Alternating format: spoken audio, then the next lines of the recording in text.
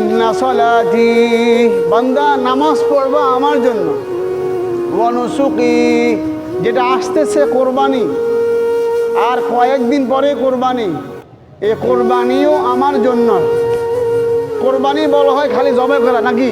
না, ত্যাগ করা, প্রিয় বস্তুকে আল্লাহর রাস্তায় বিলীন করে দেওয়া, প্রিয় জিনিসকে ত্যাগ করা আল্লাহর জন্য। ওমাহিয়া, আল্লাহ জন্মের পর থেকে আমাকে যতটুকু হায়াত দিচ্ছেন এই সম্পূর্ণ হায়াত আল্লাহর জন্য।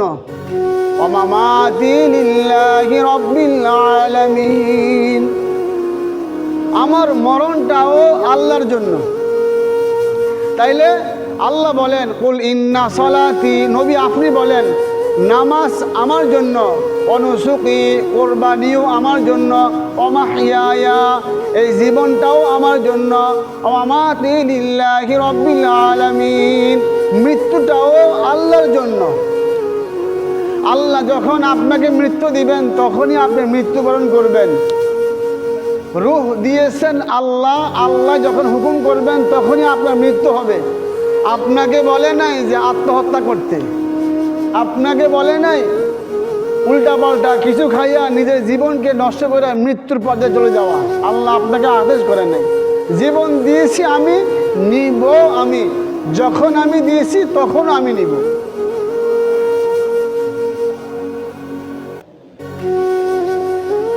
মানুষ যখন মারা যায় তখন কি বলে? ইন্না লিল্লাহি ওয়া ইন্না ইলাইহি রাজিউন। প্রভুর কাছে চলো, প্রভুর কাছে চলো, যিনি তোমাকে পাঠাইছেন তার কাছে চলো। ইন্না লিল্লাহি ওয়া ইন্না ইলাইহি রাজিউন, যিনি তোমাকে দুনিয়াতে পাঠাইছেন হায়াত দিয়া, রূহ দিয়া, তার কাছে আবার ফিরে চলো। তো আমার জীবন, আমার মরণ, আমার হায়াত, আমার জিন্দগি, আমার নামাজ, আমার কোরবানি সব কিছুই হলো আল্লাহর জন্য।